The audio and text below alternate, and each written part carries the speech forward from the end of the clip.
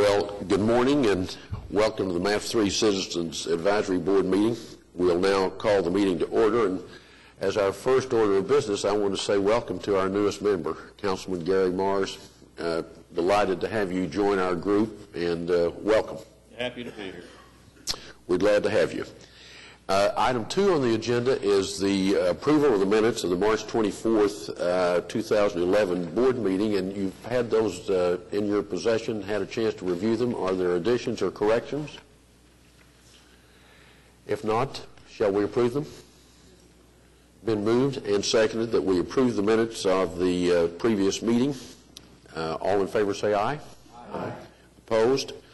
They're approved.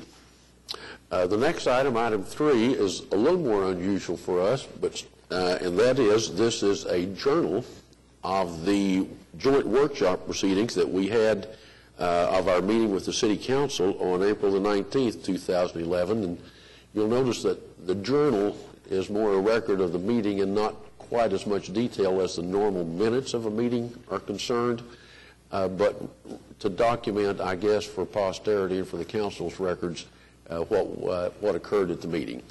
And so you've also had a copy of that journal. Are there additions or corrections to that? Shall we approve it? It's been moved that we approve it. Is there a second? Second. Further discussion? All in favor say aye. Opposed? It's approved. Now, we go to item 4. We're going to receive the revenue and expense reports. And Eric, that smile on your face tells me that this is going to be a good report. These are both good reports, and I think what you'll find on each is that our sales tax collections continue to be positive. What we're currently tracking is we're about 8% above target. I know that that's asked in previous months, but right now as a cumulative total, if we look at the program as a whole, we're about 8% over those target projections. You do have 2 reports for your consideration today. Obviously, when we had the April 19th workshop, we did not have any formal business items, and so you have the February 28th. We also have the most recent March 31st reports attached. They're in the formats that we've discussed previously, and I can answer any questions that you might have. Michael Evans, do you have any questions you want to ask? I see they've got you looks like all on the positive sides. That's good. That's great. Anybody else have a question? I have a general question. If we were curious about any line item, what's the correct procedure to find out about something? You can simply just ask, and I'll be happy to get you that information. Okay. Just from the transit perspective, just the dollar item there, just where that comes from. And I know it's a valid expense, but just learning about how the money's spent. And I'll get you the details on that Okay. very quickly. Thanks. Are there any other questions? Bring me up to speed, Eric. Tell me what the last 2 months has had a significant expense on the park. What's been driving that? Land purchase? It is land purchase. I'm sorry. Well, and some of the demolition payments, but the biggest increases are some of the land contracts as we continue to acquire the property for the upper park. And on the transit, it's generally the hub study that's underway.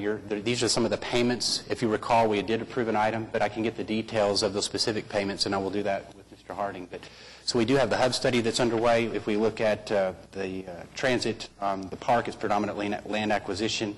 If we run through these others just very quickly, obviously we have consulting contracts on the convention center for the site. We have a little bit of work also on the health and wellness with the scope of work.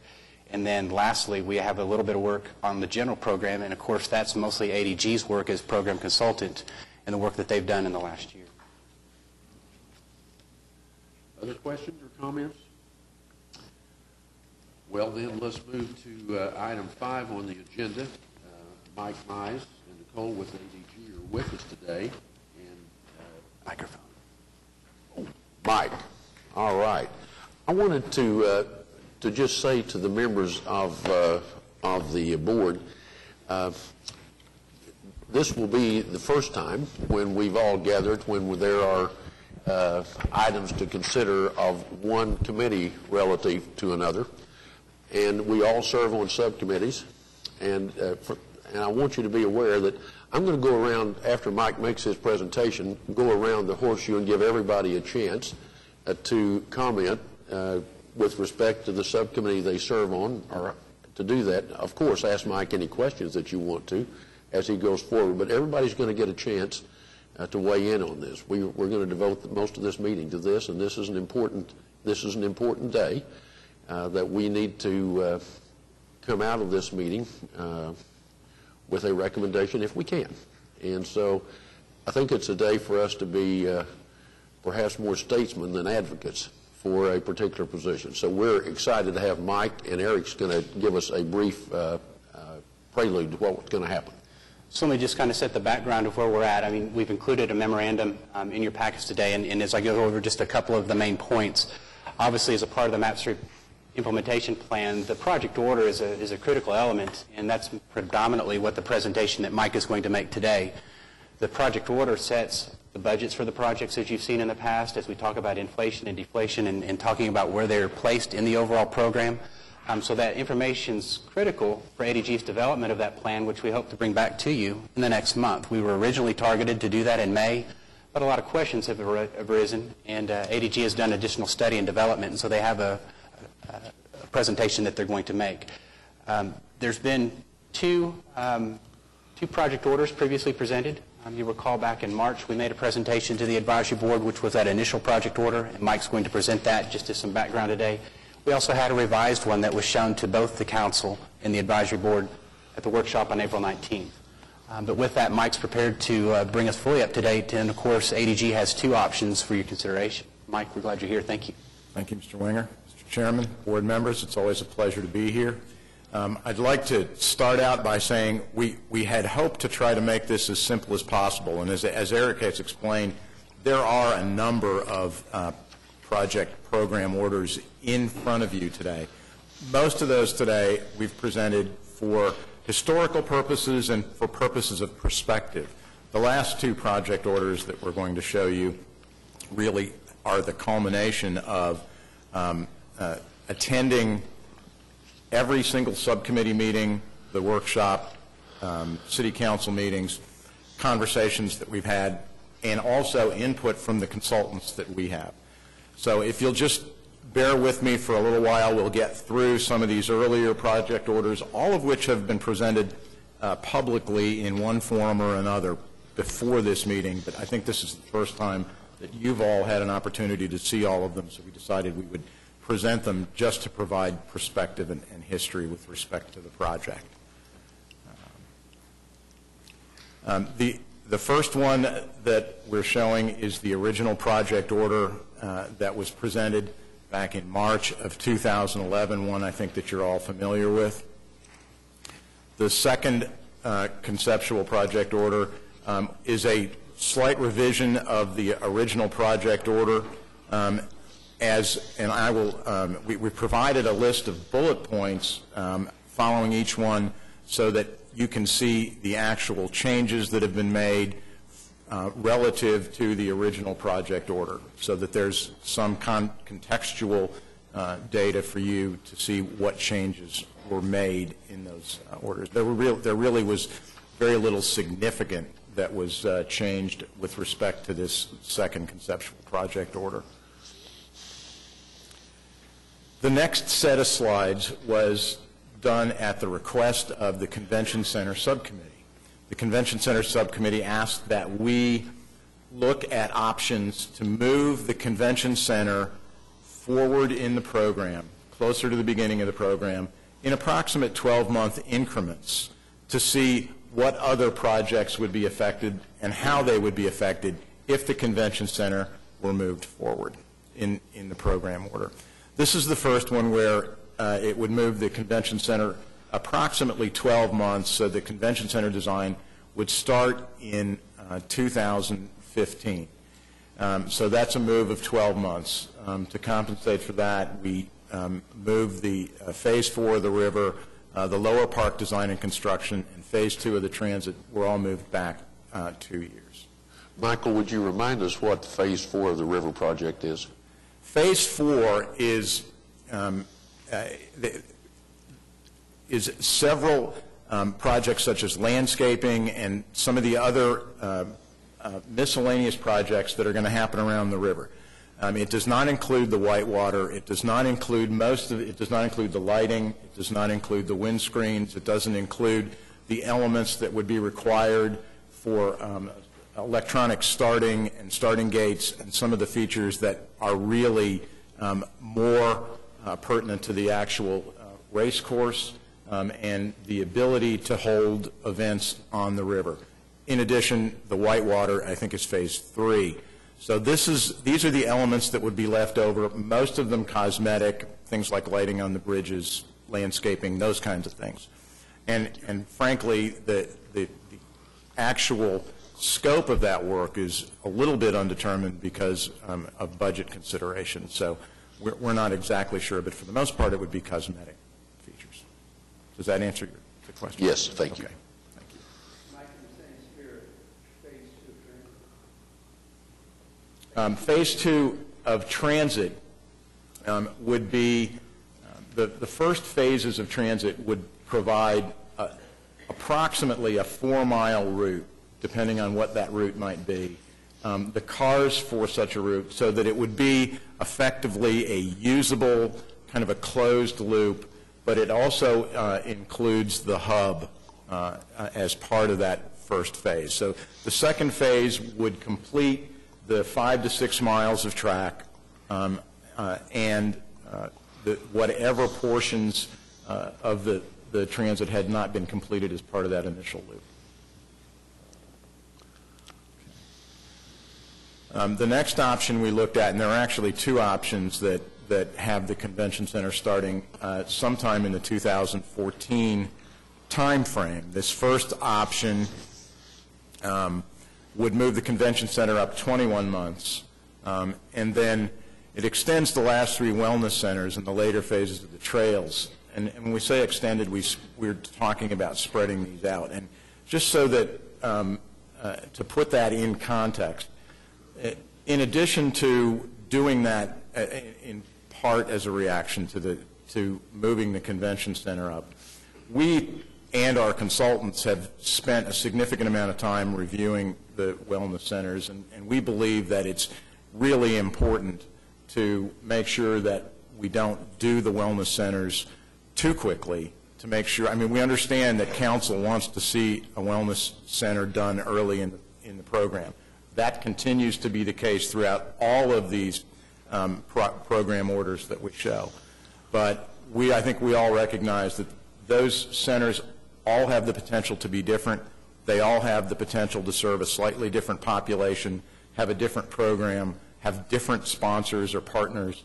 So we think it's important to make sure we get the first one right, take lessons learned from the first one, apply it to the second, the third, and the fourth, so that we make sure that that ultimately all 4 centers serve their populations as well and as effectively as they can. So the fact that those have been extended out over the program is really not a dollar issue. It's not a reaction to moving other projects within the program. It's what we really believe is the best way to go about providing the best possible facilities for the citizens of Oklahoma City. The option 2 for 2014 moves the convention center up 24 months, divides the upper park into 2 phases. The first phase would come early in the program, and completion of the park would come later. The final completion of the park would come later in the program. The next option that we provided to the Convention Center Subcommittee is one that would start design of the Convention Center in 2013. It moves the Convention Center up 36 months. It moves the entire upper park to the end of the program. All of the transit, except land acquisition, would be moved to the second half of the program. The Fairgrounds project gets moved up closer to the front 1 year, and the Whitewater project also gets moved up closer to the front by 6 months. By way of just your information, for those of you who don't know, at the last Convention Center Subcommittee meeting, this is the program order that was recommended by the Convention Center Subcommittee. This last slide moves the Convention Center up to 2012, and to be perfectly frank, it requires that a number of projects be moved much farther back in the program order. It was not recommended by the Convention Center Subcommittee, and it's not one that we would recommend either. So we just provide it as I said, historical perspective. The next two project orders that you're going to see are really the current recommendations of ADG. And I'll try to go through these in a little bit of detail. One of the things to note about these to begin with is that the only two differences between option 1 and option 2 occur with the timing of the convention center and the phasing and timing of the park. In this project order option number 1, the convention center would be moved up 30 months from the original project order that was presented back in March. Phase 4 of the river, the lower park design, and Phase 2 of the transit are moved back 2 years, which we've seen in some of the other project orders that have been presented. The last 3 wellness centers and later phases of the trails are extended slightly, mostly because we think we need time to make sure that that the wellness centers are well programmed, well thought out, and have as much community input as is required. The upper park would be divided into 2 phases. The first phase would take place early in the program and would effectively provide a limited amount of financing to provide a landing area for the Skydance Bridge and provide some landscaping at the far north end of the upper park, which would be effectively the front door of the convention center. This would allow, because the convention center site has been, the recommendation for that convention center site is immediately north of where the park would be. So this would allow for some landscaping there, but would also allow for some time for to program the balance of the upper park and the balance of the lower park, which would occur later in the program. The fairground. I had a question there, Mike. Sure. As far as the budgetary item for the park itself, when we split it into phases like that, is there an anticipated amount to be spent in Phase 1 for what you possibly suggested? We've used approximately $11 million for that phase.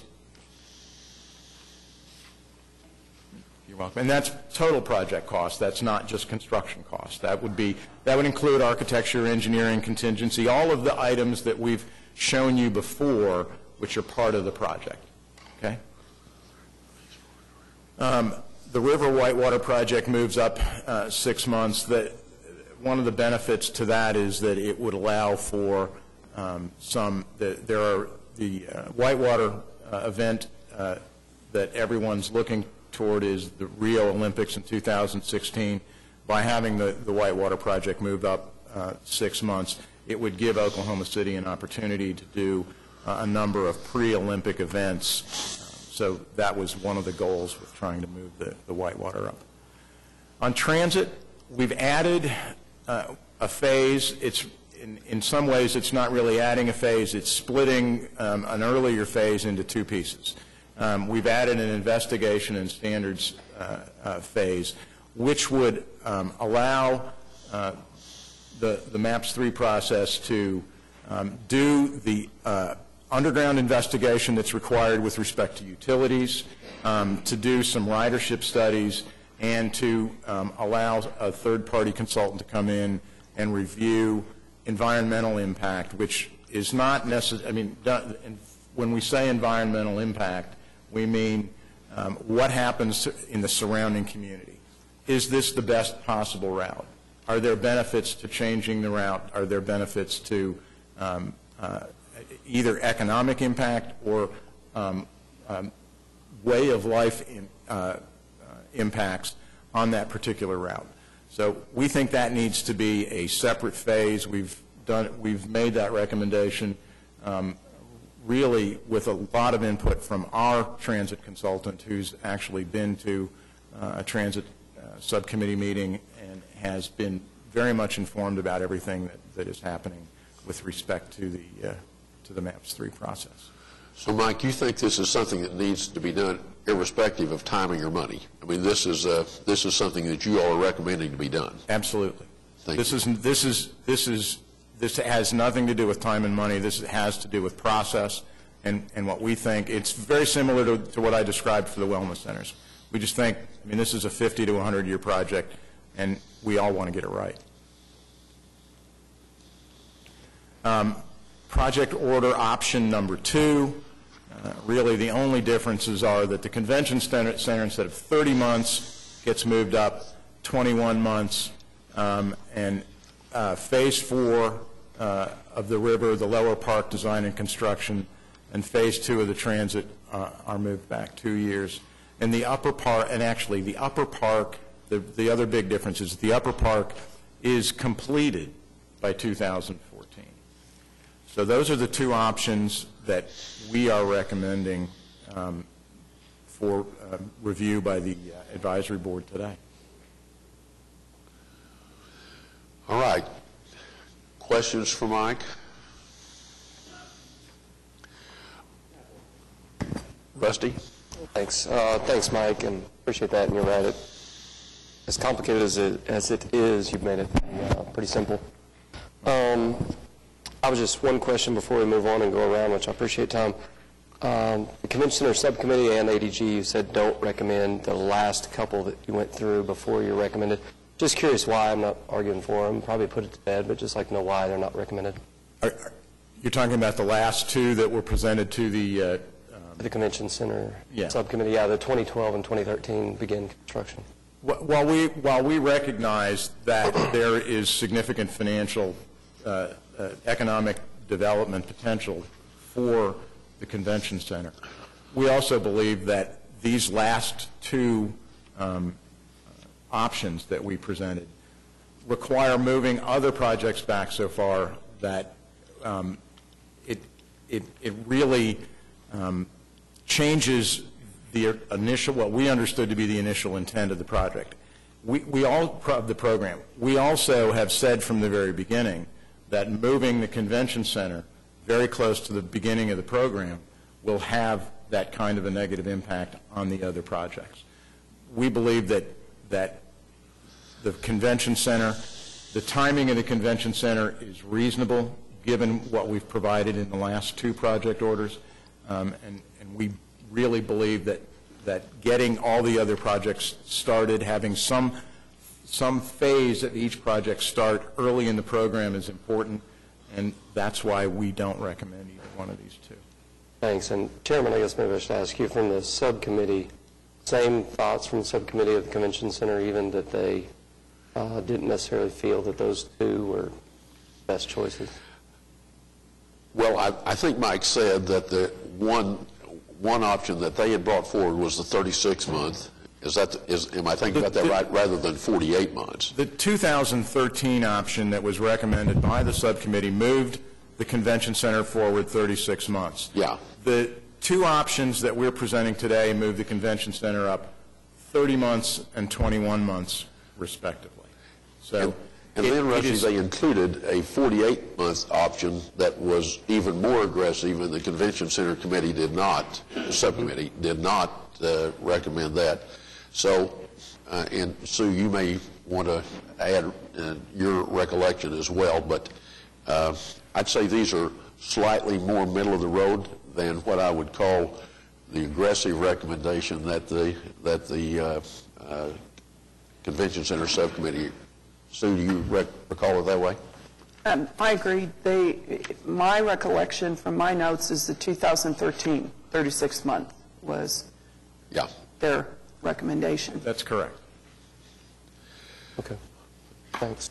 Susan, do you see a significant impact on the difference between a 36-month and a 30-month escalation? I mean, are there possibly any conventions coming in that period that we really want to see here that we might lose opportunity on?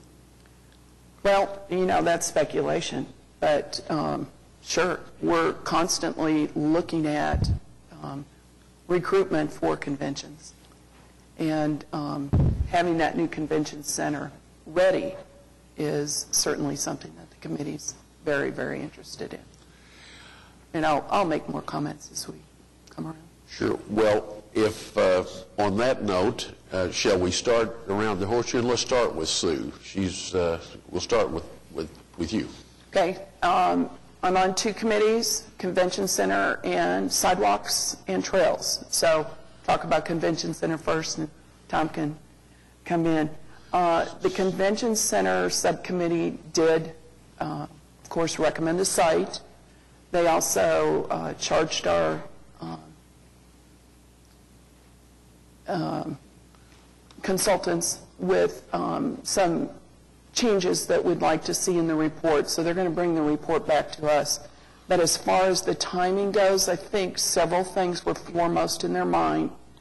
Economic impact, creation of jobs, and really 3 things. They want the convention center, they want the fair park, and if possible, the Whitewater pieces moved forward. Even though they're not part of our committee, we felt like those were all such great economic impact pieces that we had discussion about all of those. We had a lot of discussion. I'm sure you read it in the paper. I think that the feeling of the committee is this is really important. We know the space that we want to have it on now. And we do want to have the options so that we can start recruiting. Because this process, if you're going to get mid-sized conventions, it's going to take at least 3 to maybe 5 years out to recruit conventions to come into a center. And so they look at when your building's ready, when it's available for those things. So it's a lot of long-range planning that goes into that. And we feel like it's going to bring some great opportunities for Oklahoma City. Tom? Well, I think you covered it really well. So let's move on. Michael? Thank you, Tom. As I hear this discussion, and I think back to the workshop, and what I recall is this discussion regarding economic impact and quality of life. And I guess it does concern me a little bit about that we're here today kind of looking at the economic impact issue of moving the convention center forward. I'm kind of reminded with one of my kids very, very early on, and when he was about 3 or 4 years old, and I would ask if people wanted to take a bath or a shower. Fact is, I just needed to get clean, but the choices were pretty obvious. I kind of feel that way about where we are here now. We're really not talking about quality of life and the impact that has on the community in terms of moving some of these projects around. As I recall, the folks who voted for MAPS 3 and why it passed, it was the sidewalks and the trails, and I think the senior centers were third in terms of the more popular projects. And frankly, the convention center was the least popular in the material that I recall. And so as we move forward, and I think it's probably pretty clear we're going to do something with the convention center about moving it forward. But I really hope that we keep in mind that I think we do have the convention center advocacy being shown here. By that I mean at the Wellness Center subcommittee, we didn't have a discussion about bringing to the advisory board an opportunity to do anything other than what the original, Mike's original and ADG's proposal indicated. And notwithstanding that, Mike, I am curious about one thing. You talked about how, and it makes sense, but how doing one wellness center first and then kind of spreading the others. Why wasn't that in your very first or your second kind of proposal? Why wasn't that? I didn't see that incorporated that way. What information did you have that changed? For one thing, we've had the benefit of attending the Wellness Center subcommittees that have taken place since then. That was done very early on in the project. We've also had the benefit of an analysis that was done by our consultant who has indicated that she believes that doing these slowly, and I say slowly. The first one, obviously, we would try to get done as quickly as we could, but doing them in a deliberate way to make sure that we do it as well as we can each time. It just seemed to make sense to us to do one after the other and make sure that we'd gotten the first one right, do the second one, make sure the third one builds on both of those. And as I said, they are all going to be different. If we were just going to do cookie-cutter buildings and drop them into Oklahoma City someplace, it would be really easy to just say, okay, let's move all of those up to the beginning of the project. But from our perspective, these wellness centers aren't as much about buildings as they are about the programs and the benefits for the people who attend programs in those buildings. And we think that those will be unique for each area and need to be studied very carefully. Frankly, I would disagree with you. You probably know that, but I just was wondering again why that was not the case with some of the other projects. I wish we had done it earlier. Okay. But I do want to go back to this issue of quality of life. Again, I do think that we shouldn't be just looking at these Match 3 projects as economic impact projects. I don't necessarily believe that's what everyone who went to the polls voted for. I think they really were voting for the quality of life kinds of issues. And I really hope that whatever we do, and again, the fact of the matter is we're an advisory board and it won't be our call. Of course, there will be Councilman Mars and the council will be making these ultimate calls. But I do hope that we keep in mind that the projects like sidewalks and trails, that we do things to move those, to not move those back. That as we go into starting these projects, the smaller dollar amount projects, ironically enough, are some of the ones we're talking about moving back, and I think that would be a mistake. So those are my thoughts. Kimberly? Thank you, Chairman. First of all, Mike, I'd like to compliment you and your staff on the breadth and scope of what we have before us. It's quite obvious that there were several people in your company's position that pitched to be here, and we think a good choice has been made. Thank you. You're welcome. I chair the Park Subcommittee. We've had our last meeting actually in March when the first rollout of this plan was presented. And, it's kind of interesting because it looks like the difference between a waltz and a tango and the cha-cha when you look at what happens with the park in all these respects. And I have to say that I think, speaking on behalf of the Park Committee, the biggest quandary we have right now in closing our eyes and visualizing a park is we can't visualize what's around us. And so also thinking about how do we fund the perpetuity of a park. So I tend to, as I said before in the workshop, think that if the park is developed later, either in multiple phases or in its entirety, we allow more development to happen for that park to become something that's very useful. I also think about the public when they went to the voters.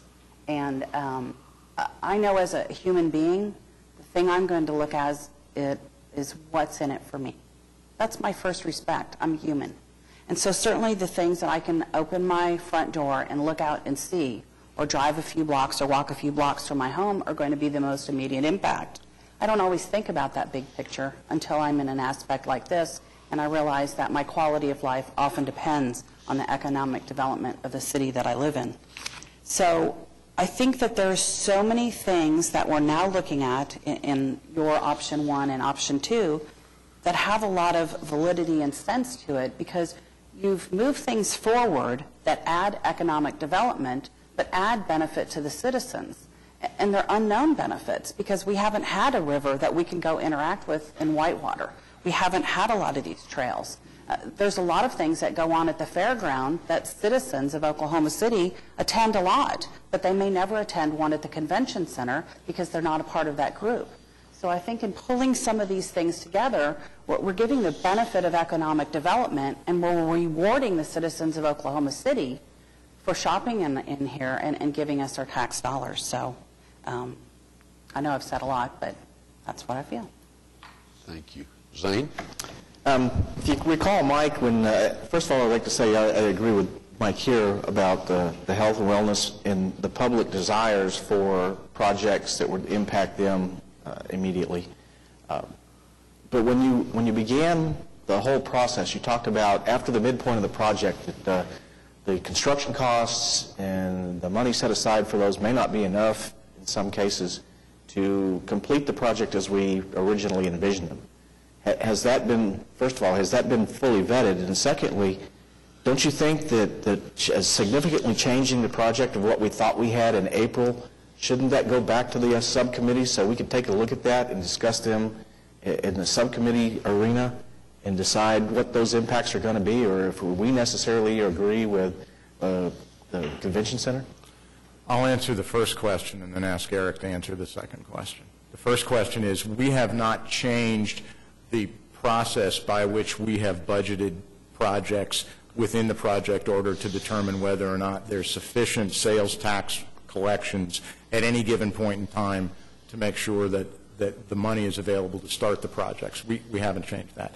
We also have not changed the fact that the budgets, the published budgets that we've seen for the MAPS 3 projects continue to be referred to as midpoint budgets. Budgets that come after 2016 will be increased. Budgets that come before 2016 will be decreased. That formula hasn't changed at all. We continue to use a 3% inflation and deflation rate for those budgets, and we've also used a 3% inflation rate for construction. At the Convention Center Subcommittee, and actually I think at the workshop as well, a question was asked, well, what happens to use the Convention Center as an example?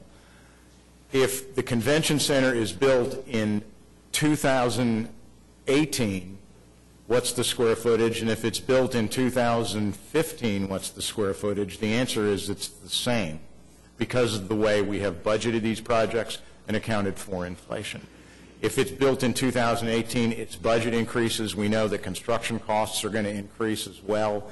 But so you just think of it as the cost and the budget slide together on this diagonal line so that the result is that you would get the same scope of work regardless of where it occurs in the program order. Okay. That does. That makes me feel a little bit better. Still, and the other part of that, Eric? And I think, the question is, of course, should we have the opportunity to go back to each of the subcommittees, some of the revisions? And I think that in the essence of time, I think we would like to do that. I think one of the challenges that we gave to ADG was, with the initial project order and the changes, was to keep all that initial criteria whole. And I think, as Mike's made his presentation today, I think that they've done their best job to try to make sure, and through his presentation, that we're still starting a lot of the projects early, that there's not a single project that's been pushed completely or differently than, say, it was proposed even at the April 19th workshop. I think if you were to compare those side by side, you'll see some changes internally.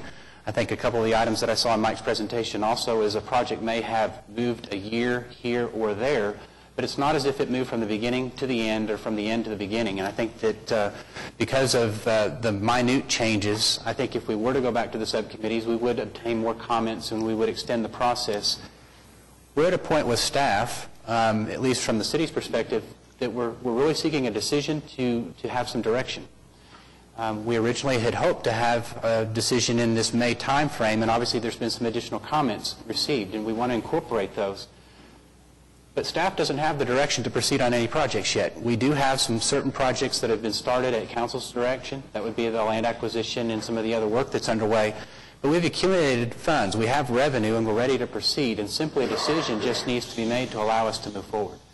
And so the presentation that we've asked ADG to make today is one that takes into account all of the data thus received. What I would tell you as we move forward is don't expect this to be what we'll do over the next 10 years. We are going to have changes. Things will be learned. I imagine that we'll find out a lot of things once we start these initial projects. There's going to be a more detailed version of a schedule that we'll keep internally. But I do see periodically that we'll be needing to come back to the advisory board and to the council for further direction as bigger changes unfold. And so this is just a starting point. Let me reemphasize that this is going to allow us to proceed with a lot of input, a lot of analysis, a lot of the comments that have been received today. So we're not looking to go back to the subcommittee so that we can actually advance this quickly. But again, if we find something that changes one of the recommendations, or if there's something today that we receive, we'll definitely consider that. Rusty, let's move to you. We'll start around this side now. Okay. I had one question real quick, Mike.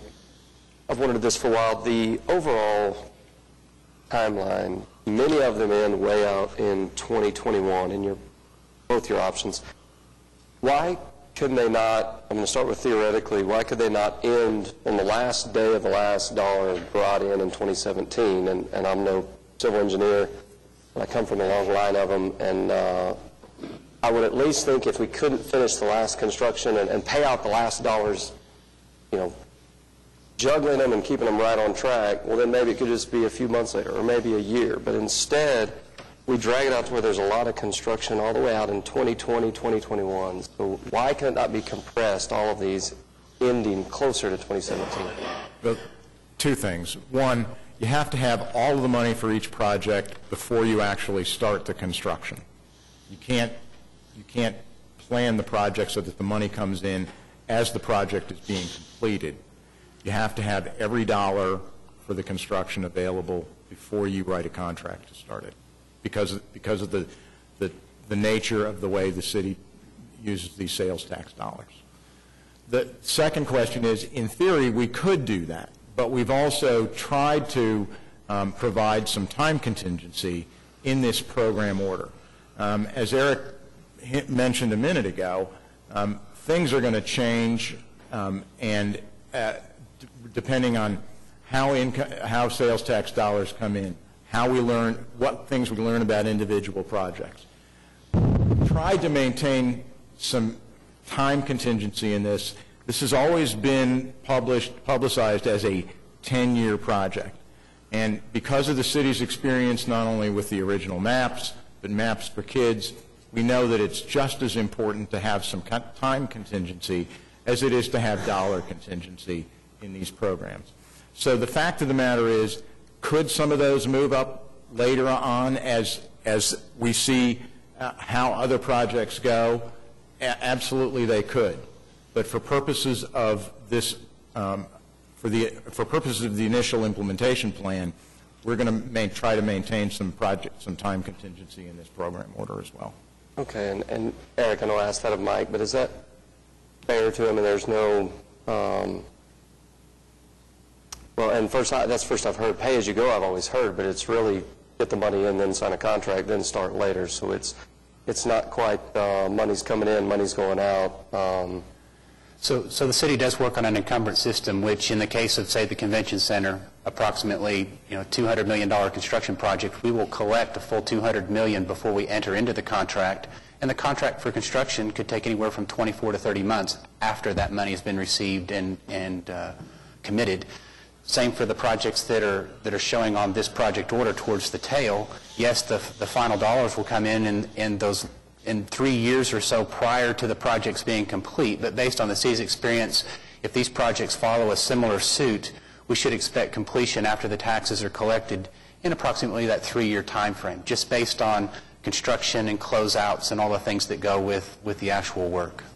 Okay, thanks. Well, and then I guess I'll speak then to the fairgrounds, which I'm the chairman of that subcommittee.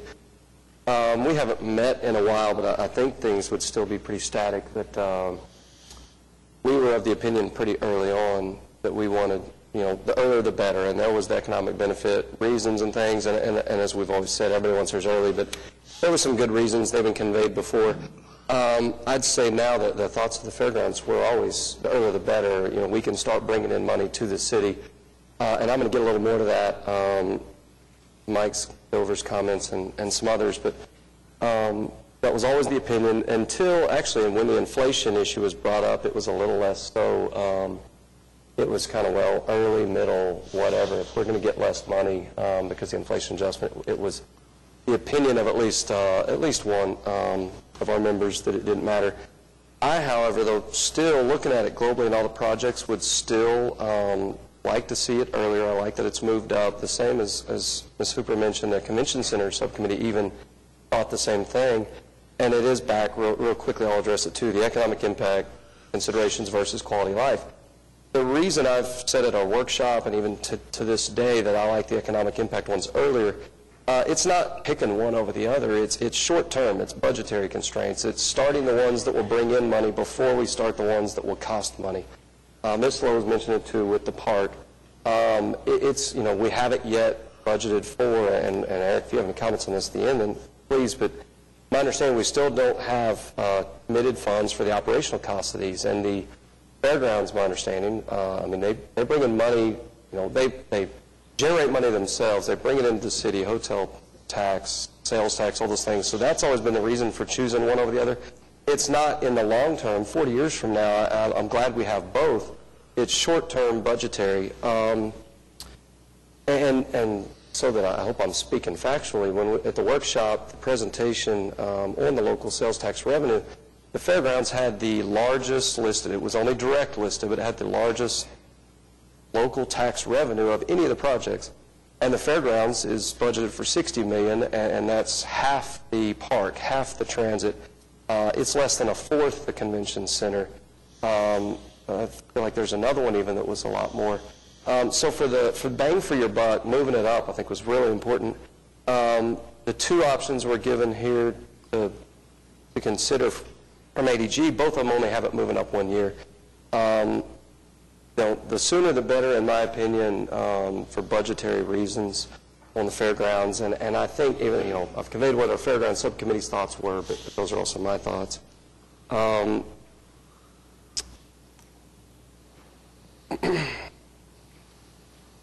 I guess just sticking with fairgrounds thoughts, I'll leave it at that. I may have some other comments, bigger picture on our options, but that's it on the fairgrounds, unless anybody has any questions. Thank you. Nat?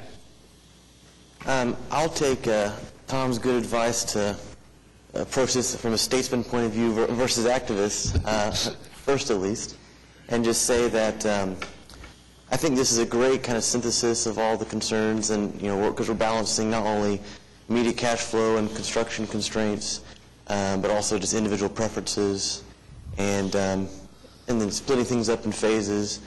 You know, I think we all, on our various subcommittees, kind of have a little bit of skin in the game.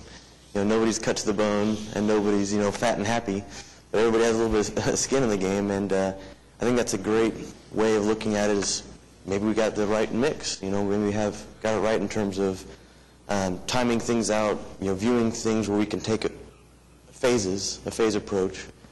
You know, and in essence, kind of rise together. You know, kind of the thunder tagline is kind of rising together, because all these projects work together, and so all the projects are rising together, and have that holistic approach. That no one thing is an island, and so I think these options really capture that very well. Kind of the next point is also it's good to split it. And I guess the only kind of word of caution I might throw out there is to not shoot yourself in the foot. And I don't think we're necessarily doing that. But like from my point of view on transit, saying that, you know, we're going to split it into phases. We want to make sure that the first phase is something that we don't want it to be something that nobody wants to ride. You know, and then say, well, don't worry, wait for phase 2. It's going to be awesome. You know, if you can just wait 5 years. And then all of a sudden, transit has this reputation of being something that nobody wants to ride. I don't think that's happening, but obviously our job on the subcommittee is to say, okay, you know, it's been handed down to us to look at this in 2 phases. Let's do it right. Let's make sure that whatever we come up with, you know, same can be said for park or wellness centers. Whatever you come up with in the near term, make sure that it is in and of itself something that we want, and not just like a placeholder for the future. And those are the details that we'll flesh out in our respective roles. And then my last comment is looking at economic impact. Let's keep in mind that the presentation that we saw in April focused primarily on the sales tax and the construction and maintenance jobs, you know, and the grocery shopping and everything that comes from the workers that come in, you know, the families, and yes, you know, from the direct tourism that comes in. But let's not also forget that there's this multiplier effect, this private investment multiplier effect. You know, I can speak just from the transit point of view, this transit-oriented development, TOD. It's a whole school of thought that illustrates, you know, fairly empirically that you have kind of a 10-to-1 investment multiplier from all the private investment dollars that come in today. I'm not saying let's change what we have, because I started my comment by saying we all have a little bit of skin in the game. Let's just phase it correctly. But let's not forget that that's the upside. And kind of my own kind of armchair math, or my headline math from looking at MAPS 1 illustrates that, you know, it's the economic impact of this private investment multiplier is far grander than what you see from just direct sales revenue. Yes, sales revenue, it's more immediate, but that's why we're balancing. We're balancing immediate kind of sales tax, immediate, you know, kind of grocery shopping and tourism benefits, balancing that with this big upside of private investment multiplier. I think we're accomplishing that, so now it's back to the subcommittees to balance, you know, how we're phasing it out. So good job, ADG. Good job, Mike. Michael? This is a daunting task, Mike. And I know that you guys have spent a lot of time and effort on this. I'm kind of amazed, I guess, that you're able to come up with these plans, having, I think, listened well to what most folks had said, most of the subcommittees had said and had addressed as their concerns.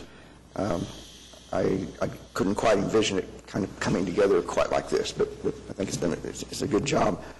From the River Subcommittee, I know our task was pretty much, we were facing a list of projects that far exceeded our budget, and so our task was kind of to define those projects at the river that we wanted done first and the reasons why. And I think primarily that was the Whitewater. We wanted it moved up to reap the benefits of the 2016 Olympic activity. And so that's been phased in here. So speaking from the River Subcommittee, you know, I think this has addressed our concerns. I don't have any other comments in that regard. I do have a couple of comments to make, I guess, in the general discussion between the options and things, but I guess that's the next phase of our discussion. So, Sure. So, thanks a lot. Gary?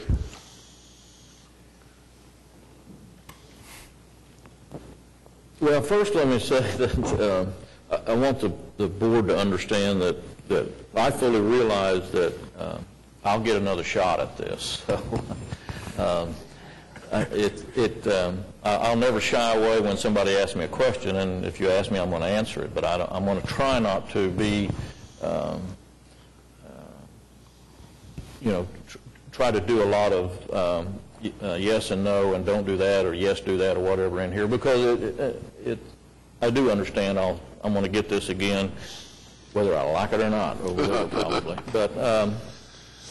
But just a couple of things I want you all to understand is that history has shown in my time in government service that timelines are never met anyway. It's very rare that we get major projects done when you think they're going to get done. And that's no fault of anybody's, it's just a fault of, or it's just a reason of the way you do things. So don't get hung up a whole lot on these 6 months or 9 months or whatever it is, because it's very rare that we meet those timelines anyway. History has also shown us that all of the things that we've done got adjusted at some point in time. The original MAPS projects had things that were changed in the middle of the stream, at the end of the stream, when we finally cut the ribbons. All of them had adjustments made, either because it made sense to adjust it, financially we had to adjust it, or new information or new technology came down the line and you had to adjust it. And so you'll have plenty of time to do that what-ifs as you go down the line. The MAPS for kids, the same way, the sports facility tax, the arena and the practice facility are not going to look when they're finished like we talked about when we first threw them out there. They've all been adjusted. And MAPS 3 projects are going to be the same way. By the time you cut the ribbon on any of these, more than likely they're going to look or feel or be a little different, either in time or dollars or everything else. I do think that Kimberly was right on, because on her discussion about there are things even in these, what people are phrasing as the economic development drivers, there are things in there for the citizens. I'll give you a good example. It hadn't been a month ago, I was at a neighborhood meeting, and I had a lady tell me that she didn't go to conventions, she didn't go down on the river, she didn't use the trails, she didn't care about sidewalks, she would never ride the rail system, but when were we going to get a big building for a Fair of the Heart so she doesn't have to walk around to 4 buildings? I mean, that's the way that you're building something that you think of as an economic driver, but it is for the citizens. And it's the same way I've had people tell me, get that stuff on the river done because that's all I care about. I want to be able to go to the Whitewater. I want to be able to go and row. I'm not going to go to the fairgrounds. I'm not going to go to the convention center. So you're going to build things. This discussion of economic development versus quality of life, I think, can be detrimental if you get to the point that you think you're competing or you're battling against each other, because they all have impact, and they all have, and the council is fully aware that quality of life is what has made Oklahoma City what it is today. We have created a quality of life in Oklahoma City that draws business in here, draws conventions in here, makes people want to come to Oklahoma City. But we did that with a combination of quality of life things and economic development drivers all at the same time. So don't, kind of not lose sight of that sometimes. If you're really concerned on Mike's adjustments, inflation, deflation, however he phrases it, I've asked Mike to explain it to me multiple times. I still don't know that I fully understand it, but I'm going to go with it. But if you are truly concerned that the end projects are going to have some adjustment that may impact it, what better way to counter that than to create brand new tax dollars earlier in the system so that you have the ability to do that later on. And I can tell you from dealing with budgets, not only as a council person, but as a department head, you always worry about new tax dollars. And the citizens, I would just caution you to understand that while you may hear from citizens when you adjust something here in the next few months that they don't understand why you're doing it, you'll really hear from them at the end if you didn't adjust something knowing that it made sense, or that you had new information, or that you hadn't tested it and tried it to the best you could. I mean, you can study something to death, but you want to make sure you've studied it to the point where it makes sense when you do it. And then if you have multiple things to do, did the first one you do make sense? And did you realize your mistakes? And did you adjust the others? If you made mistakes the first one, whether it be the wellness centers or whatever it may be, and you keep making those mistakes even though you knew they were, simply to try to create a timeline and to try to give a benefit out there, you're going to hear more from them about that than you're going to hear about the fact that it may have been delayed another year or whatever it may be. So probably more than you wanted to hear from me, but I just, the experience of dealing with these other things over the years,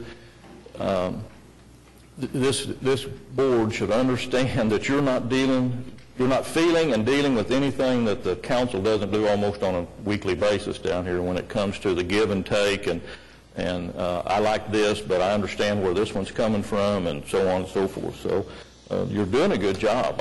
I'm really impressed with where you're at with this, with the time that you've been able to put into it.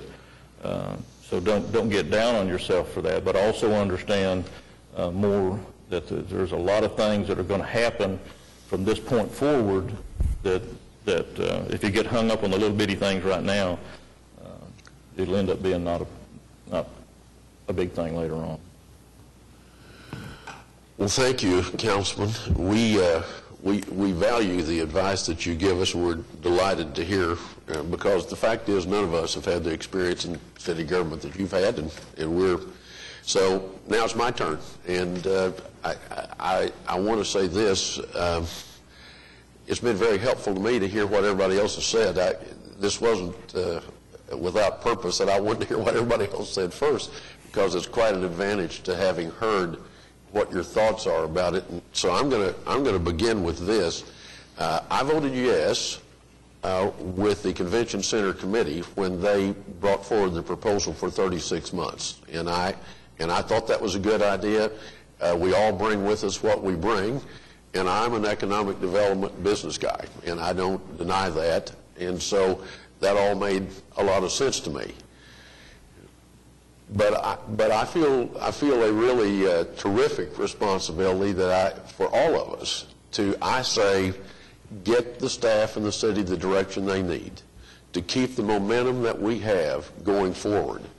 For us to, I'm less inclined, Michael, to guess about or worry about what got more votes or what didn't. I mean, I understand our charge to be, we're here to, it all passed. It all passed. And really, whether one project got a few more votes or a few less votes than any other, from my viewpoint, isn't necessarily something that's going to be the deciding factor with me. What is going to be the deciding factor with me, and I'm going to tell you what I think we ought to do today. I'm going to make a suggestion about what I'm prepared to vote for today. And it's this. I think that we've got to have something that strikes a balance. And I think that they have brought us two options that do strike a balance, and I'm prepared to vote for option one, and I'm going to tell you why. As I look down this list, it does not postpone, Michael, trails and sidewalks. That's not on the list. It does accommodate what the experts that spoke to us in the joint meeting did. They said there are 3 projects by any measurement you want to give that are going to have the most economic impact. The Whitewater Rafting Program, the State Fair, and the Convention Center. And they ranked 1, 2, and 3 in various measurements, but there was no doubt those were the 3. And it then advances each one of those 3 with an economic development component forward. The expert has told us there are a couple of things. There's one thing that needs more study, and that is we need to, whether money or time was involved, we ought to do the transit added investigation and standards phase. Some of us that are on the Convention Center heard a lot of discussion about how things had changed at Myriad Gardens relative to the park. I mean, we heard a lot about things are not exactly the same in Oklahoma City in terms of parks, and time is not our enemy on the park. Time could be our friend on the park as we evaluate everything that's been done in the Central City and in the Myriad Gardens. How does that impact what we're going to actually do? And so more time for the park, more time for modern transit, both provided here. So from my viewpoint, if it doesn't delay the enhanced quality of life, if it gives us more time to do the things that are beneficial for us to do, and if it advances in a reasonable way those things which have an economic impact, then that seems like a really good plan to me. Now, it's not what I voted for with the Convention Center, but that's not what the meeting is today. And I think it's really important. You may disagree with me about option 1 or 2, or you may not like any of them. I would just say I think it's important for us to move this to the City Council. They get to make the ultimate decision. But they're looking for us to exercise our best judgment. They're looking for us to keep this momentum going. And if you don't like one of these options, we could, of course, send them 2 and let them make the decision themselves. Now, I've already said I'm inclined to approve option 1 and go forward with it, even though it's a little less time on the Convention Center than I have already voted for. But I really think it hits a great balance. And I don't know whether you're all going to agree with me or not, but I just say to you, I want you each one to have your own say about it, vote your conscience about it, but we've got some things in front of us that are reasonable and strike a balance, and I think we ought to get the ball moved forward. That's all for me. Eric, you want to close the discussion, or give Mike a chance to? I don't have any additional comments if Mike has any. I really don't have any additional comments unless people have specific questions. I'd be happy to answer those. I do want to make a comment. This is regarding sidewalks and trails, because we kind of skirted, but didn't specifically say anything to that committee. Both Zane and I are on that committee. And we have just done some initial work, not a lot, but we're obviously really happy that we've got those sidewalks where they are still. And we know we're going to learn from doing the first phase of the trails. And then one other comment, and Mr. Mars, you're just right. We're so glad to have you. You're right on with your comments as a literacy consultant.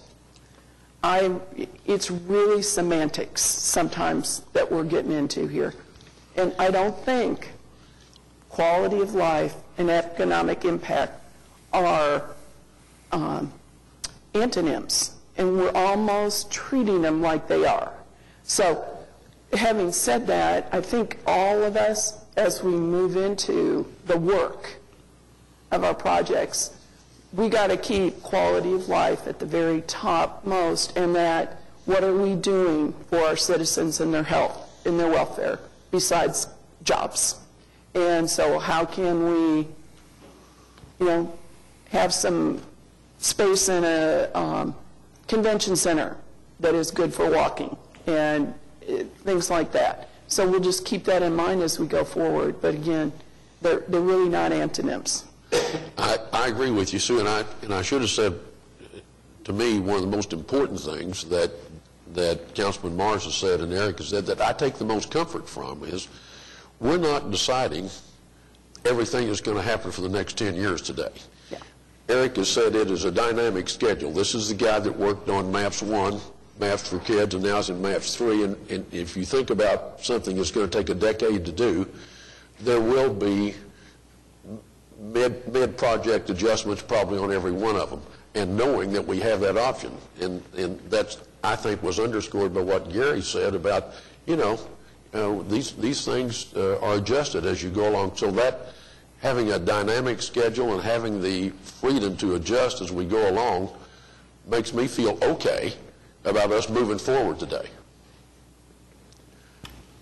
Rusty? Chairman, thanks. And I appreciate Councilman Mars' very good comments, and Chairman McDaniel, I appreciate knowing your thoughts, but I'm going to have to ask a question back on the Convention Center Design Begins 2013 slide before I can support either of the two that ADG is recommending. I understand, Councilman Mars, your comments on uncertainty, but I'd want the effort to be, as I've made, as we're putting forth what we're going to try to do, as I've been clear, I'd rather certain ones be before the others, and that being the fair, the Convention Center, and the river up front. And while we've presented these, option one, and in particular, the 30 months, Convention Center moved up 30 months. It seems like it's not that much different than what the Convention Center Subcommittee recommended. It's only 6 months. But when you look at them, the most significant difference to me is the park doesn't open before the fairgrounds and the Convention Center, and the transit does not open before the fairgrounds and Convention Center.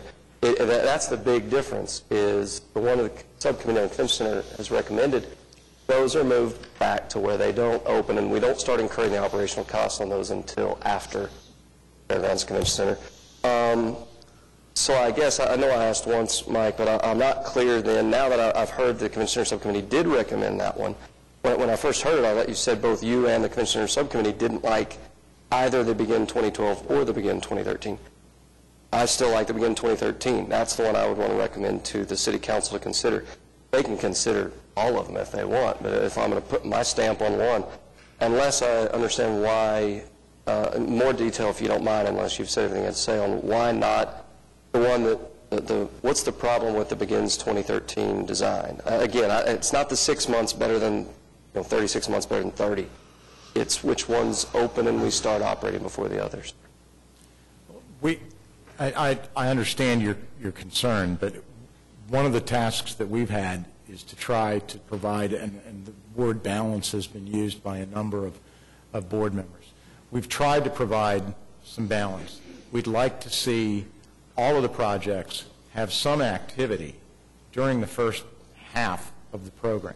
And that's one of the things that really drove us in trying to create this project order number 1, project order number 2, was to give each of the projects some opportunity to have progress, show progress during the first half of the program. The 2013 option that we presented and that was recommended by the Convention Center Subcommittee really doesn't do that. And so we tried to come up with a balance that would allow us to have the transit start earlier in the process and have all of the projects have some start.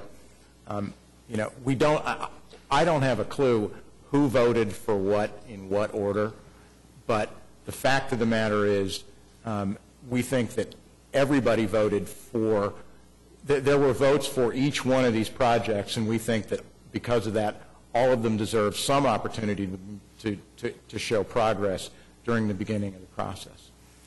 With respect to the transit, now, we did not do an development impact study with respect to the kinds of development that would occur around the transit. And if we had, I'm not sure where it would fall in that grouping of those 3 projects that show economic development impact. It may have moved up significantly, but the fact of the matter is it's a quality of life issue as well that needs to be considered. And we've tried to balance not only the economic development impact, the quality of life, the fact that people voted for and expect a transit system and expect these other elements to be completed in as timely a way as possible. So we've tried to balance all of those issues, and that's really where we came up with these last 2 options. Michael Dover. Thank you, Tom. Tom, as I sit here and realize that I'm out here on one limb with most everyone else, I would like to say that at that workshop, even though the terms of economic impact and quality of life came up at that workshop by various folks, I didn't bring that up. In fact, I didn't say a word at that workshop. I sat back and listened, and it seemed to me that's kind of the dialogue, and that we were, in fact, kind of talking about almost 2 competing interests. And as you mentioned when you your first remarks that you're an economic impact kind of a guy, well, I'm kind of I guess not I can't argue that I'm a quality of life guy. I won't do that. But I will argue that, you know, for many, many years I've been in the healthcare field, and I realize, even on a very, very personal basis, the importance of some of the things that we're talking about and that we have said are quality of life. I frankly had on Christmas Eve, I had a arthroscopic knee surgery. As a result of that I haven't fully recovered, I've gained a lot of weight because I haven't been able to walk and with my dog and my wife like I should be able to. I say that because as I got this material just yesterday, and I didn't get a chance to look at it until yesterday afternoon, and frankly didn't have enough time to look at it, and didn't even realize until we got here today that this was kind of going to be ADG's recommendation. There are 2 options. I just didn't have enough time to do that. I would prefer in the future, if at all possible, that we could kind of get this stuff, because I wasn't prepared for even, knowing that we were going to probably come down to an option or 2. I was looking at all of the issues, and so I read all these issues, and I know the accolades that the city has received recently on just being a great place to live, and folks are coming to our city, and that's so exciting. But I also read the health indicators in our state and our community, and we're last on all the good stuff, and we're at the top on all the worst stuff, from obesity to cardiovascular to all kinds of health stuff. And so when I look at this stuff and I think about that, and then I think about the fact that we are here with this particular discussion because of one subcommittee's recommendation that we reconsider the timeline, it just makes me believe that I'm a little concerned about that. And so I, for the record, just wanted to say that I expect that this proposal will pass. But I want folks to understand that I'm not a crazy out on the left, I don't think, as some of you may think that I am. However, I do feel strongly about the things that I've talked about as you all do. Zane? I'd like to add on to what Mike said there.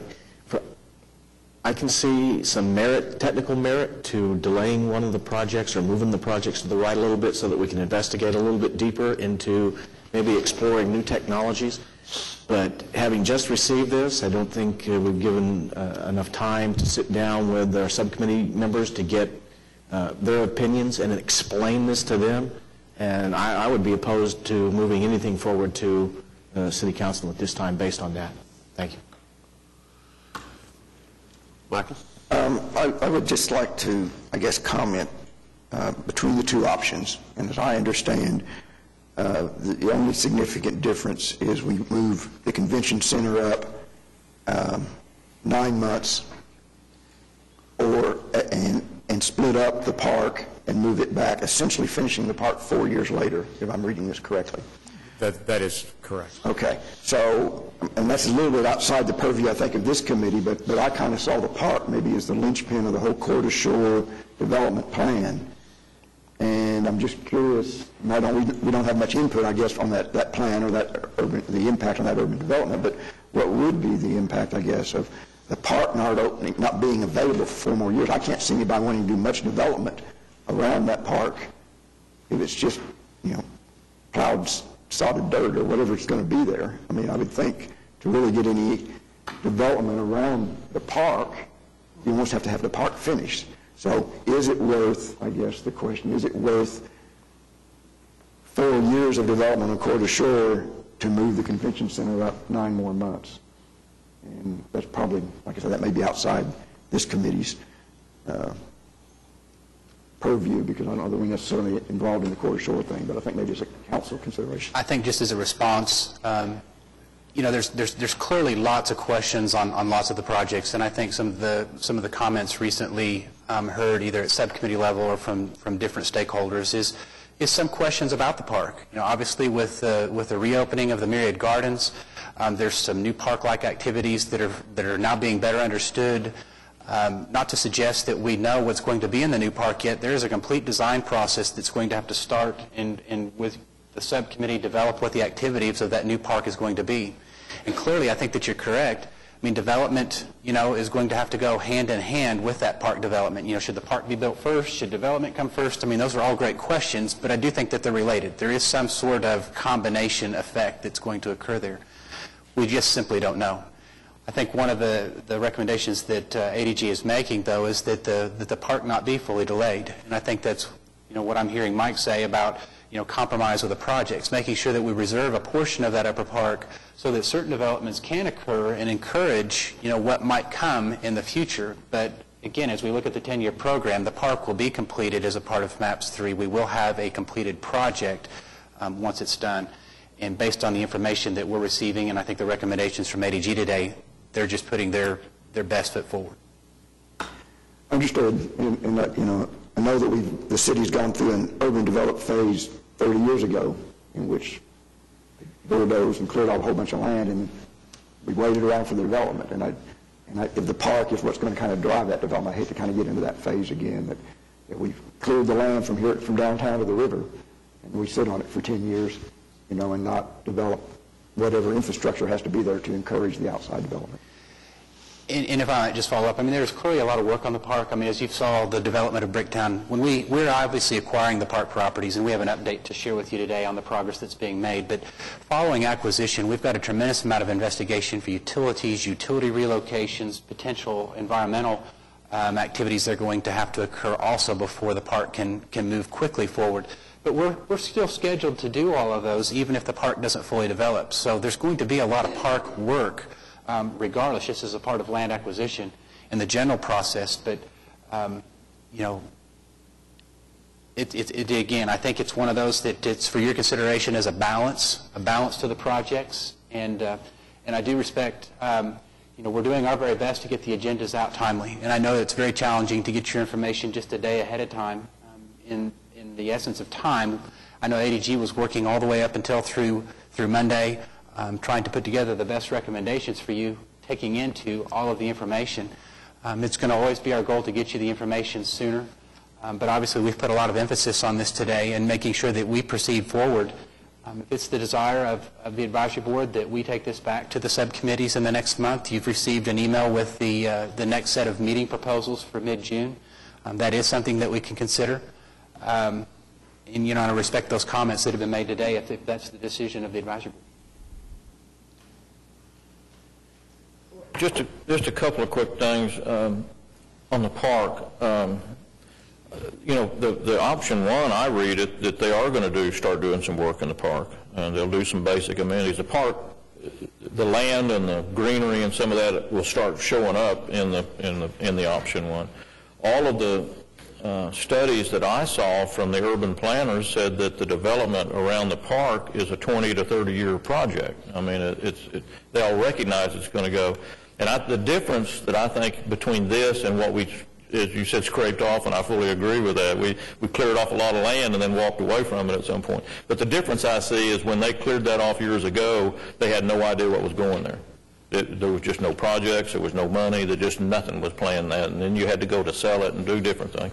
Whereas this is going to be a park. I mean, it'll eventually happen. The other thing was a driver on the 2014 opening of the north part of the park. Most of that discussion was all thrown in the same breath as the boulevard opening up. And while I think State DOT does an excellent job, my confidence level of being able to get old I-40 down and the new boulevard built in 2014 gets weaker every day. If you saw in the last session, DOT was reduced by some $700, $800 million or something, and thinking that they were going to get a bond issue to recoup that and continue on with their plan. Well, they still reduced them, but they didn't give them the bond issue. So while the boulevard is in their plan, they may be looking at looking at the priorities on their projects with what money they have. So I don't know that you should push real hard to get the park open by 2014 thinking the boulevard is going to be finished either. So, you know, it's just a dynamic situation and it moves all the time. But I do think that this thing is different in that there'll be some work going on in the park and people will know that it's going to be a park, and I think the confidence level to start the development will be there when it wasn't there the last time around when we did this kind of stuff. I also agree that when I received this information yesterday, it was extremely daunting. I mean, it was a lot to look at. And, of course, I'm going to reflect back to that point again that I'm human, and I look at things with feelings and emotions. But I also realize that part of our charge here as a committee is to look at things from a logical standpoint. And that's why we have a consultant like ADG. Originally, I really felt very strong about what the convention center had recommended, especially with the park being at the far end. Because again, I can assure you every day, there is more and more private development that wants to be associated with that park, around that park, or whatever. And so as time goes on and we let that grow, that will only, in my opinion, result in a greater park in the end. But I love the fact, and looking at now at option one, and listening to what our chairman has also had to say, there's now a pad for at least the Skydance Bridge to land. I mean, we can't do one without the other. We don't want to keep placing statues with backs to each other. In this whole scheme of things, I also have to close my eyes and look at all of this in process. We don't want our entire downtown torn up for the next 15 years. I mean, we have to balance some of that too, because it's not just the decisions that we're making here, the economic development in the public, but it's those people that have to live, work, and thrive in the downtown area. How does that work for them? So to me, I really like option one because there's logic to it. And I think that as each of our subcommittees look at it, make it our charge that if we want to try to escalate things further, then find creative ways to do it.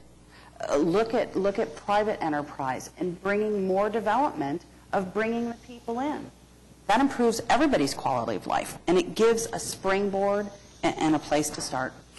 So I agree with you, Tom. I strongly like option 1 as a sounding point. All right. Anyone else? Eric? If I might just make a final comment. You know, one of the reasons that we included or had ADG include a lot of the slides from prior, including the convention center slides, was to give each of you an opportunity to look at what has transpired over the past 6 weeks or so. I hope the information that they provided today, you know, the focus is on the 2 options that are near the end of that presentation.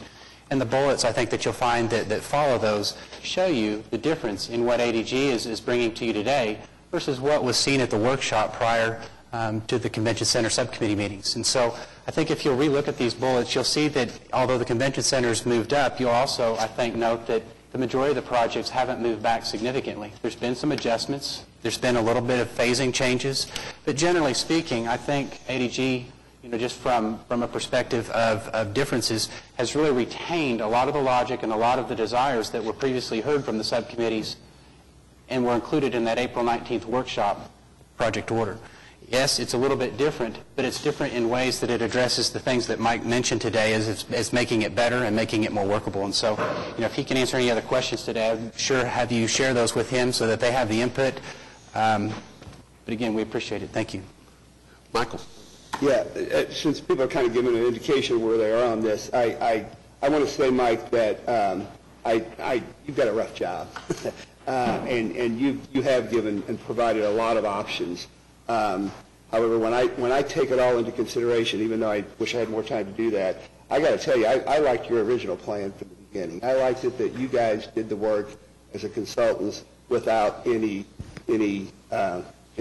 involvement of any other particular self-interest subcommittee, and so when I personally vote no on this option, I just want you to know that I considered your very first work your best work, and I want to say that for the record.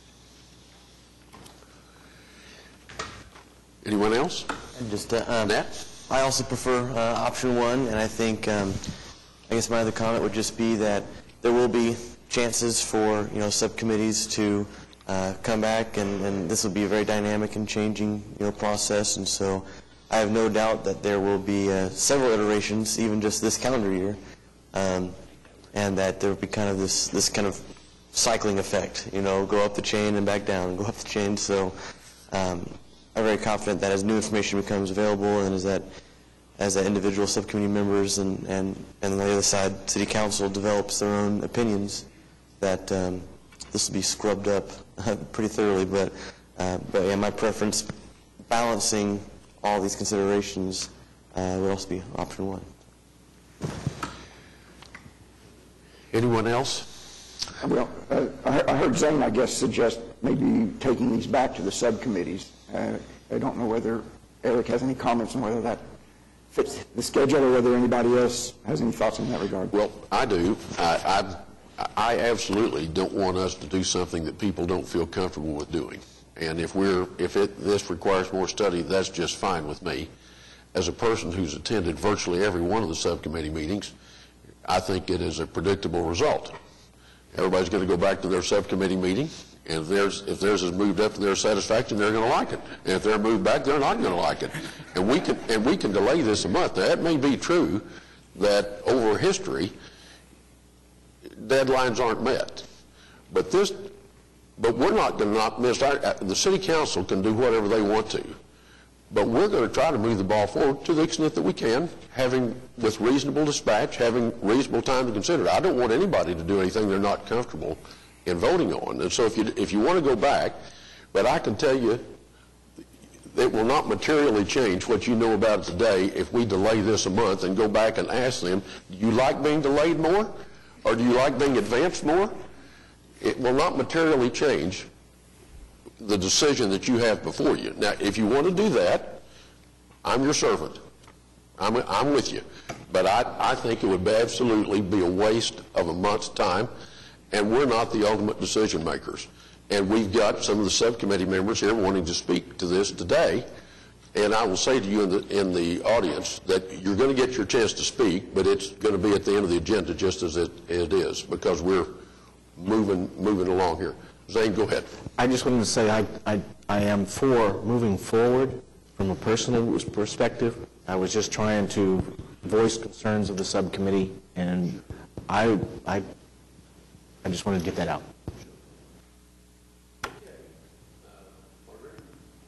Are there any more questions for Sir Michael? Wow. Did you expect to get all these compliments today, Mike? I'm sorry? Did you expect to get all these compliments today? No. I'm very pleased on behalf of my staff, which worked very hard on this. I do want to thank everybody for the compliments. Thank you. Well, I want to add my word to that. You guys have done a great job and working late and hard to try to get this to us timely. I keep doing the same. I'm just going to say the day's still young. Yes. For a guy that's been married 51 years, I can tell you the day is just young. Okay. Tom, I have a question. Yes. So I notice on the agenda that is there action that we're looking for? Well, the action that we could take if we chose to, and I think this is the matter to be decided, do we want to send one of these options forward to the City Council today for their consideration, and they would be considering it at their next meeting, or do we want to send 2 options or 4, or what do we want to do? But I think that we had these guys burning the midnight oil to put ourselves in a position to bring a recommendation forward for the council to consider, and they would have the option of sending it back to us, more questions. I would hope that even if we recommended one, that Michael would bring them the whole report so that they would see all of the options, but they would have in it our considered recommendation. And that's kind of our job is the way I see it. But I definitely don't want to do anything that you all don't feel comfortable doing. And if you'd rather all go back to the subcommittees and hear what they have to say, that's okay with me. That's not what I would do, but I'm willing to do it if that's what you all want to do. Well, I'd like to recommend that we recommend to the City Council the option 1. It has been moved that we take option 1 forward as our recommended implementation plan. Is there a second? The motion has been made and seconded. Is there further discussion? I may have a point. Just to add to that they be acknowledged that the subcommittee for the convention center, which preference they remanded. Also that the City Council, if they deem that there's not enough planning in here from the level of the subcommittee, that then they ask that the process redirect through. If not, they use their best judgment to go forward. All right. Further discussion? Wiley, should we do a roll call vote on this rather than just a yes or no? Is this a legal question? Yeah, it can be yes or no, but you still have to, you wanted the audience participation. Well, it would be a departure from our agenda if I had audience participation on this, but I'm willing to do that. Would you all like to do that first? Great. I'm going to call first on Jeff Bedzik then. He is a member of the Modern Transit Subcommittee, and he has asked for permission to be heard. Jeff? Oh, I think that Nathaniel and Zane covered the Transit Subcommittee very well, except there's one dynamic that is very important to be recognized between option 1 and option 2. And that is, certainly I can understand people desiring to put it off to a future date for different reasons, but one of the primary concerns that I have about it as a subcommittee member is our eligibility for federal funding and the opportunity to use the transit project. This is the only MAPS project, and Councilman White pointed this out at the last joint board meeting. This is the only MAPS project that, at least I'm aware of, it's eligible for any sort of additional match. And historically, Oklahomans have sent their federal dollars, their tax dollars, to Washington, and very rarely do we get the opportunity to receive any money back. Oftentimes in transit monies, those monies go to New York and to the East Coast and other parts of the country. The FTA, I actually got to meet the Federal Transit Administration person when I was down in Dallas. The FTA is looking at our proposal not only in the local regional level, but also in their Washington office. They've actually appointed someone to eye what we're doing and encourage us. And not only do we have a specific point person up there in Washington that is eyeing our project, and we just recently received an FTA grant to do the environmental analysis on the streetcar project. So we've already received some federal money back to our community, essentially almost encouraging us, and that may be a little bit strong, but they're wanting to see us move forward. And what I'll just end very quickly, but spreading out the transit project enables COTPA the capability of pursuing federal funds at any point in time along that overall program. And I think that's a very important thing to know. And one final thing, the mayor always says this, we didn't propose the MAP streetcar to require federal funding.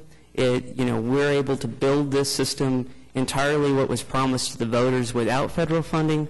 But, in the current times with the high gas prices, I think any opportunity to extend that system, even if we don't have the operational funds to turn it on, if it's free money or it's our money coming back, I think we should pursue it. And that option one enables the maximum flexibility for staff to do so. Thank you. Thank you, Jeff. Appreciate your comments. Jill Adler.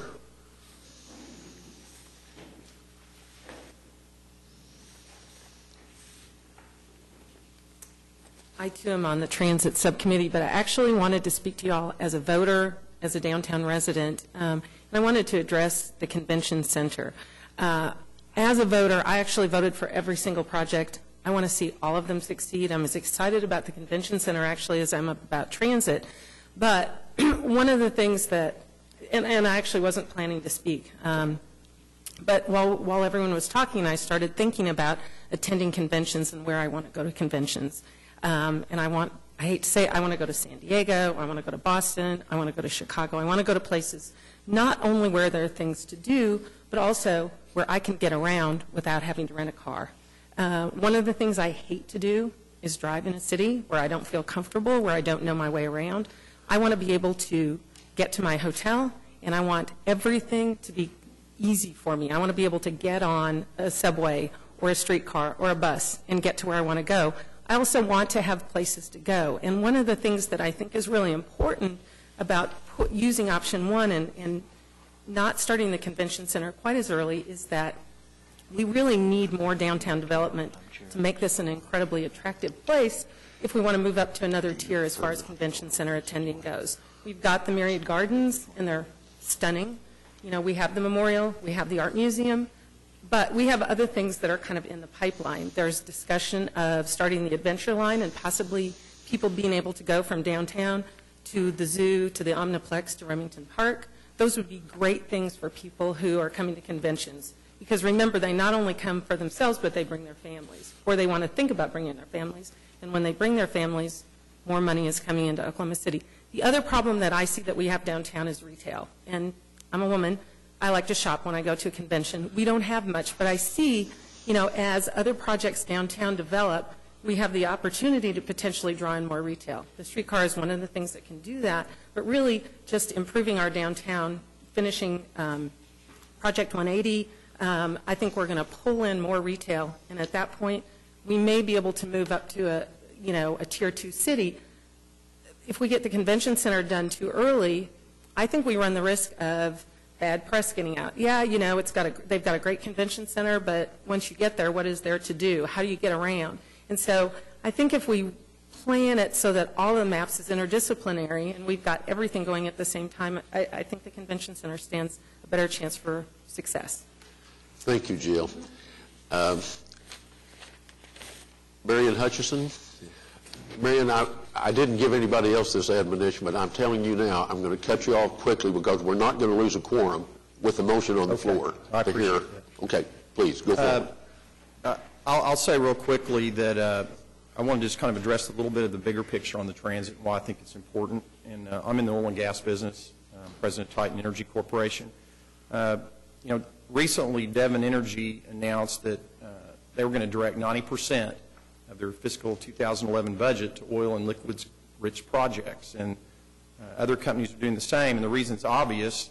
The price of oil has gone to $100 a barrel, and that's because of world demand and supply issues. And, here we are again at $4 gasoline. And so what does that have to do with MAPS 3? And I think it's important it's easy to get caught up in the little micro issues of all these. It's certainly very technical and complicated. And I think some of you will recall back in 2008 there was a study that was out nationally that ranked Oklahoma City last out of the top 50 metropolitan areas for the availability and ability to deal with $4 gasoline. And that was mainly because of the lack of transit. And that was 3 years ago, and look where we've gone. We're moving in a direction to try and solve that problem for our economic and transportation future. We've got the streetcar, $10 million towards intermodal hub, and now the city's going to be involved with ACOG in a $1.5 million alternatives analysis on commuter rail service. But the point I want to make is it's not those financial commitments alone that's going to solve our long-standing transit problem. Until those services and systems and facilities are actually developed, we're going to fall further and further behind with our other peer cities in the region that already have these. And so why does that matter? I just want to leave with a couple of quotes from some recent news articles. I think they're real important. Economic development is about people. The better we move people, the more business we generate. Economic success in the 21st century requires making our region attractive to an educated workforce. Corporations have discovered that good transit systems are essential to recruiting such talent.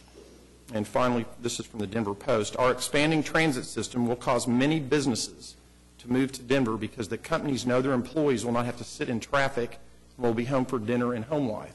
And I commute back and forth between Edmond and Norman every day, so I can tell you I agree with that. To finish up, I just want to say I support where you're going with option one. I agree that with others that these need to be done together. It's not, we shouldn't sacrifice one project at the expense of the other. And I think if we want to remain competitive with our peer cities such as Dallas and Denver and Salt Lake City and St. Louis, we need to move transit forward sooner rather than later. So that's all I'm going to say. Thank you. Marion, thank you, and thank all three of you for being here and for offering your thoughts. We really appreciate that. Now, if there's not further discussion, we have a motion. All in favor of the motion say aye. Aye. Opposed? 2 noes. Motion carries. It's adopted. Next item on the agenda is let me also say thank you for really paying attention and working so hard to getting this done. And I understand we can't all agree on everything. Everybody, good job. Thank you all. Now we have item 6, and Eric is going to tell us all about that as quickly as he can. I will. We just have a couple other items for your meeting today. Item number 6 is an action item. We have before you parcel V12. This is another one of the properties as a part of the Upper Park acquisition. It's been negotiated. You have a memo that shows the details that are found on page 2. It's a negotiated purchase price of $70,000. The closing costs are included. You'll also find that it has the estimated relocation benefits for both the owner and also the tenant. This is one of those parcels that has both. Total cost is included $181,895. It has been negotiated with the relocation policies that were previously adopted by the City Council, and staff is asking for your recommendation to move forward in approval. There's a resolution in your packet, which I hope you've had a chance to review with the recommendation of staff. What's your pleasure about that resolution? Move that we move forward. It's been moved that we approve the resolution. Is there a second? It's been moved and seconded. Is there further discussion? All in favor say aye. Aye. Opposed? The ayes have it. It's adopted. Eric, do we have any additional items under item 7, discussion action regarding any further items you want to mention?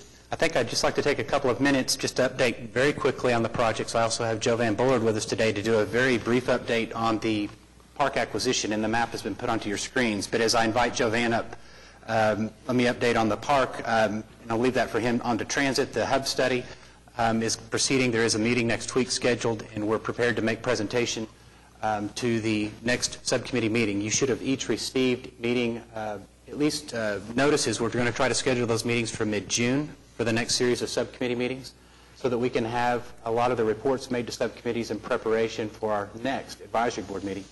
But the hub study is underway. The alternatives analysis met yesterday, and we're prepared to make an update to the transit subcommittee on that as well. Convention center site selections moved very quickly forward. They're finalizing that report to be made to the subcommittee in June.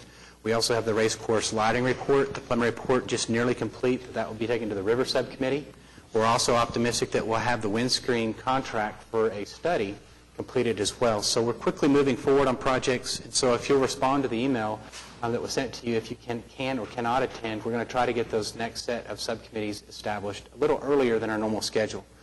But with that, I would like to go ahead and invite Jovan up to do an update on the park acquisition, and staff, of course, answer any questions that you have following. And I'll be extremely brief. We've just covered V12 as far as it going to City Council next Tuesday for the purchase agreement. V13, we have an agreement reached with the owner there. Unfortunately, the father passed away. The son is going to have that probated in court, which could turn out to be 5 or 6 months. But we do have an agreement in principle with him, and the amount has been agreed upon. We have sent V10 and V11 to both Eric, the MAPS 3 office, and the city attorney's office for consideration of condemnation on that particular property. Also on V8 and 9 will be in that same category of being referred to Eric's office and then on to the city councilor's office. So we basically have 8 properties secured. V17 would be the 9th one. We have an agreement with them. He has a tenant to relocate, and he's being a very responsible landowner, and he is not going to do anything until we get his tenant relocated. And so, but that one's moving smoothly too. And I'd be happy to answer any questions. Questions for Jovan? Thank you. Thank you. We appreciate that. Anything else, Eric? None further. That brings us then to item 9, and I would invite members of the board. Any comments? Any closing comments?